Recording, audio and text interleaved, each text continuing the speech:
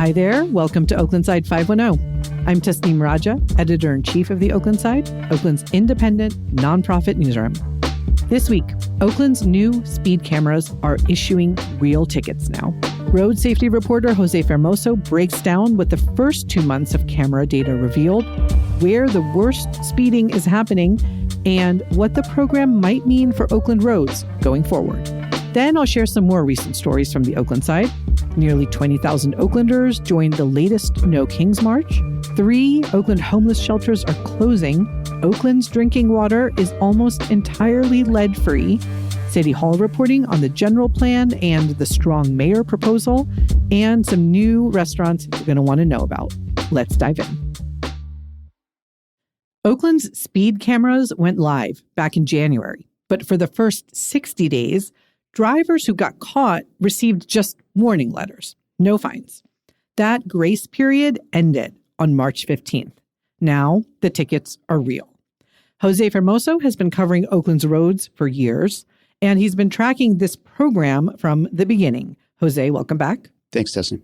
Let's dive right into this. Can you explain to us why Oakland has speed enforcement cameras and how they work? Sure. So for years, California cities wanted to use automated speed cameras, but state law blocked them, largely because of privacy concerns.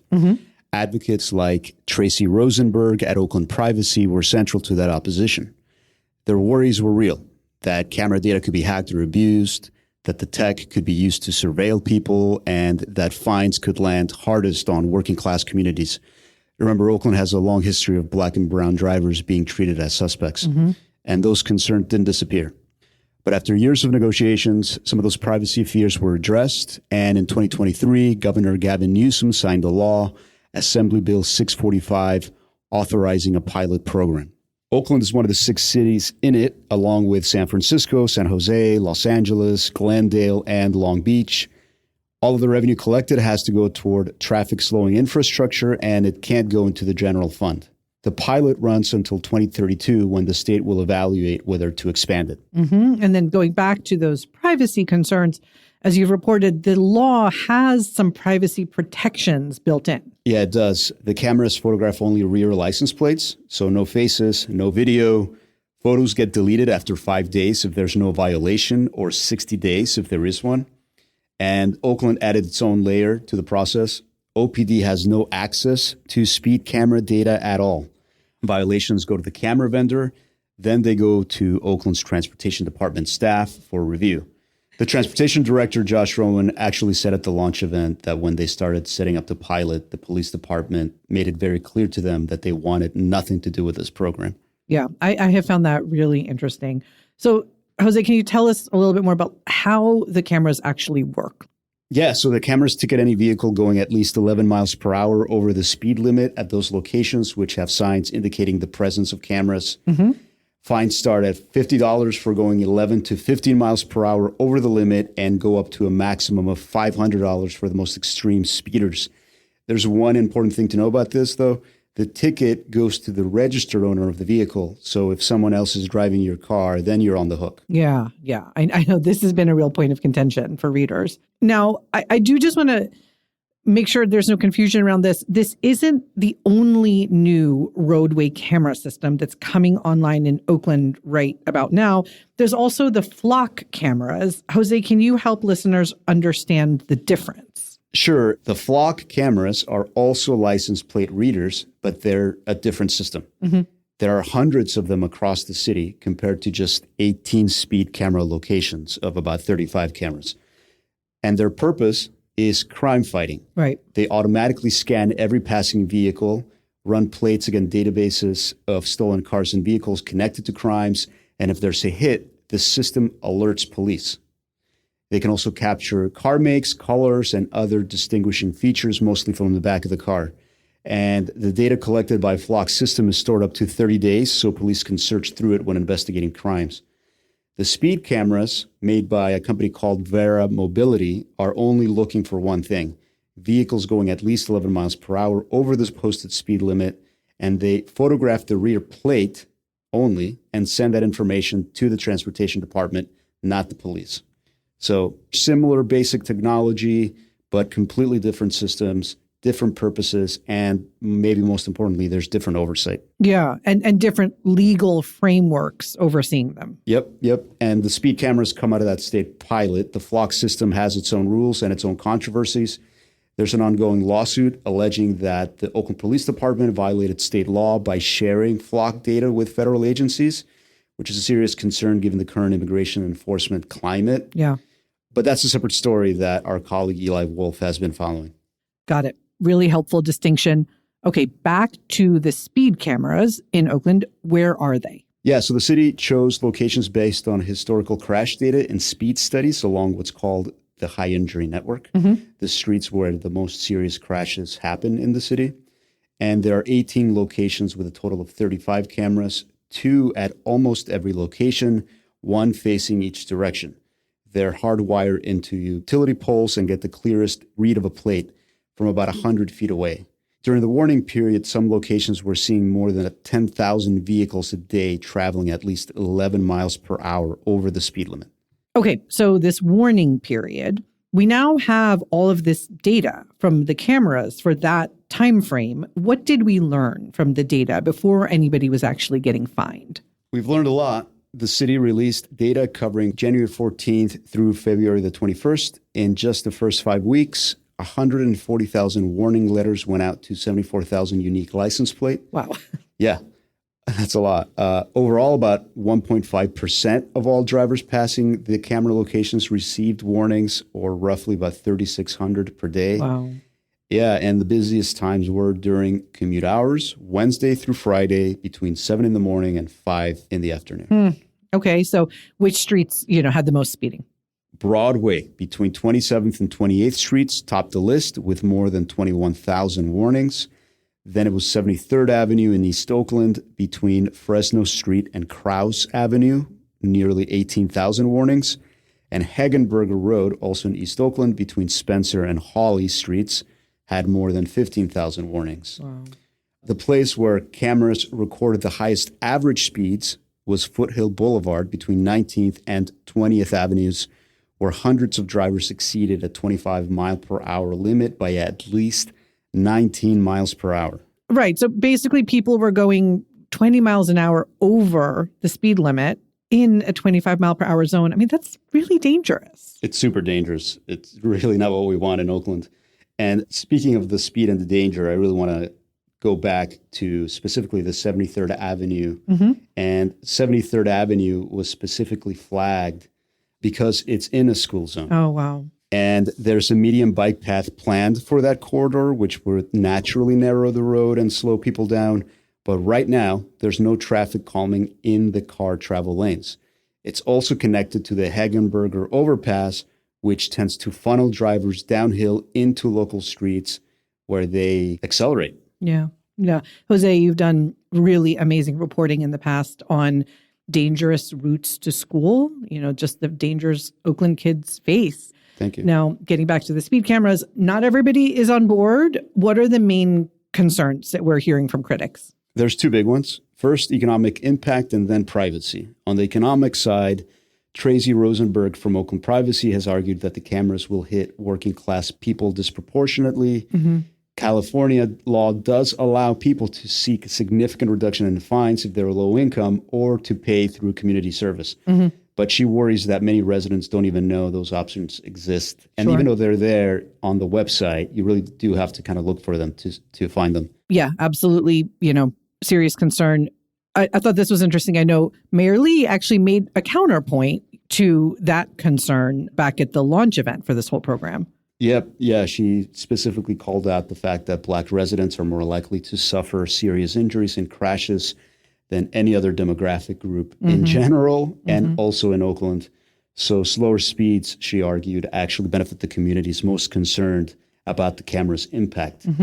On the privacy side of it, Rosenberg's concern extends beyond the specific program, as you know. So it's about the broader buildup of surveillance infrastructure in Oakland, the risk of data being hacked or misused, because as we know, the city has been hacked before. Yeah, absolutely.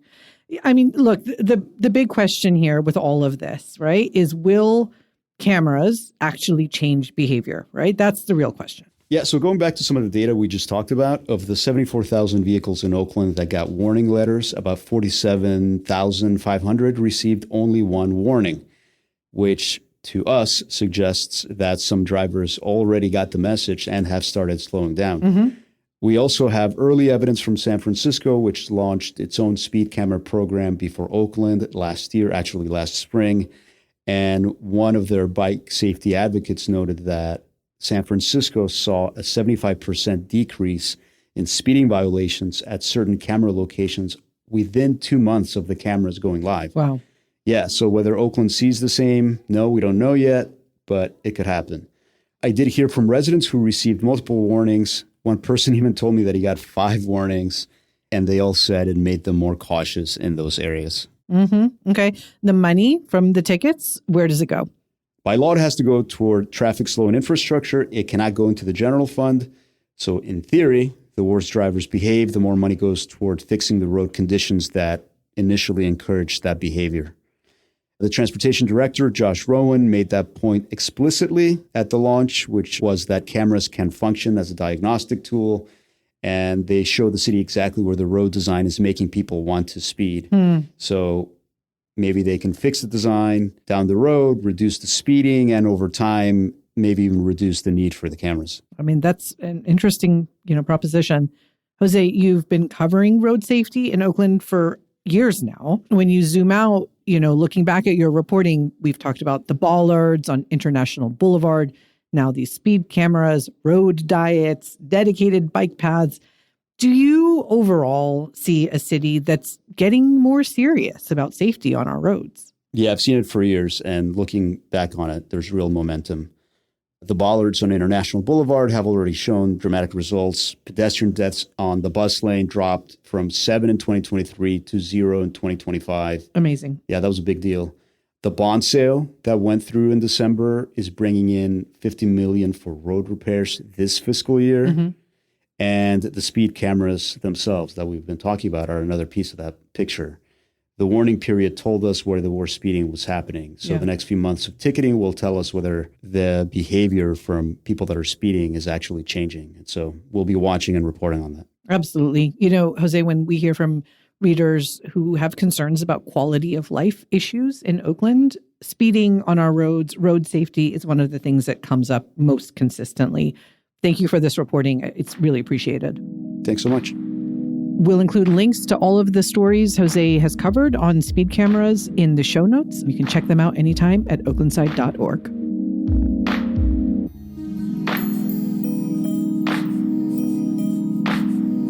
Let's get into some more recent reporting from our newsroom.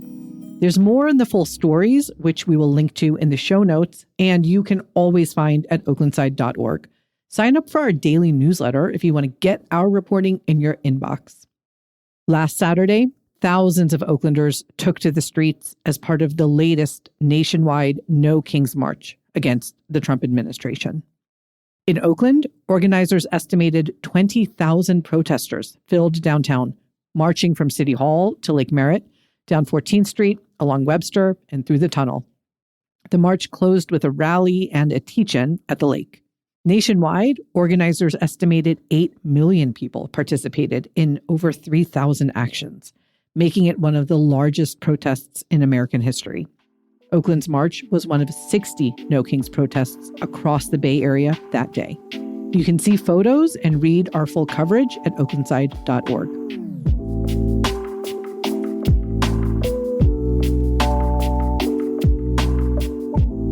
The Oakland City Council got its first look this week at a proposal to significantly reshape city government, and the reception was mixed.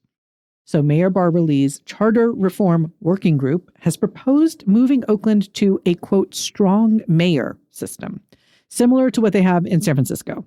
The mayor would gain veto power over the city council, including the budget, and would oversee city departments more directly.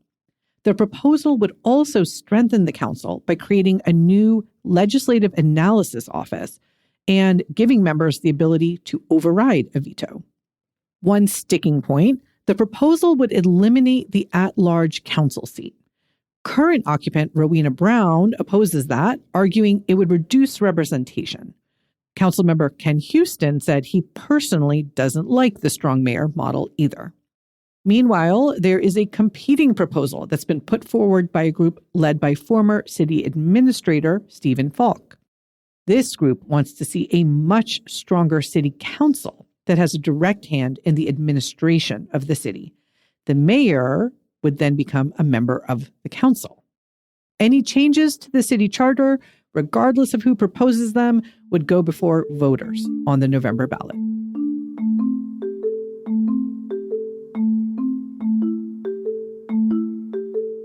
Three Oakland homeless shelters are closing, and residents and advocates are raising questions about the outcomes that some shelters produce, like how many residents end up finding long-term housing when they leave. The tiny home shelter at 3rd and Peralta Streets in West Oakland reached its scheduled closure date this week. The shelter opened about 4 years ago under an innovative model where residents would help govern the site alongside a nonprofit provider. About 16 of the roughly 40 original residents say they plan to stay as long as possible, saying they haven't yet been offered alternative housing. A safe parking RV program on 71st Avenue is also closing. A third site, Mandela House, is scheduled to close in April or May, though that one is converting to permanent supportive housing. All three programs are managed by the Housing Consortium of the East Bay.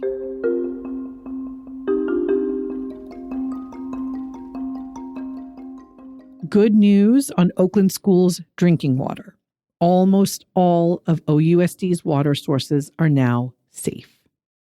Education reporter Ashley McBride reports that 18 months after the district's lead contamination crisis became public, that is to say, after Ashley first broke that story, only 2 faucets district-wide remain out of service. One is at Sequoia Elementary in the Diamond, and another is at Harriet Tubman Child Development Center in West Oakland. At the height of the crisis, in August 2024, unsafe lead levels had been found at 43 schools, with some water sources testing 20 times higher than the district's allowable limit. OUSD has also launched a new public dashboard, updated every morning, showing water testing results for every fixture in the district. By the way, this reporting just won a big award from the First Amendment Coalition for reporting on government transparency.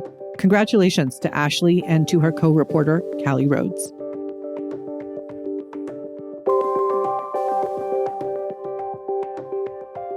Oakland is updating its general plan for the first time since 1998, and residents now have a chance to weigh in.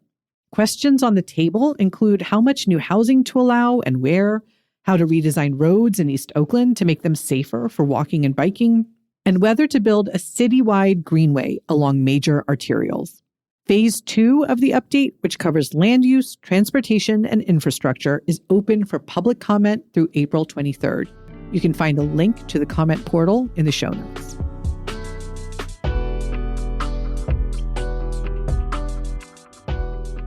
And let's talk food, some new Oakland spots to know about from our Nosh reporting team.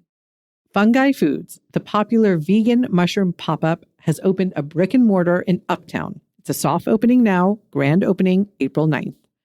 Oasis Coffee Garden is now open in Adams Point, just across from Lake Merritt, serving Yemeni coffee, bagels, and pastries. Sanaa Cafe, a Yemeni coffee shop, has expanded to East Oakland near the airport with a grand opening this week.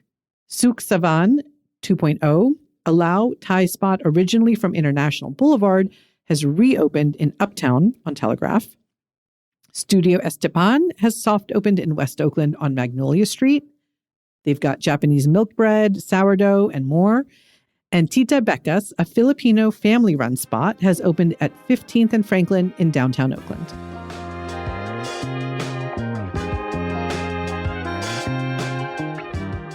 All right, and to close us out, this Saturday, Peralta Hacienda Historical Park in Fruitvale hosts the Khmer New Year Festival.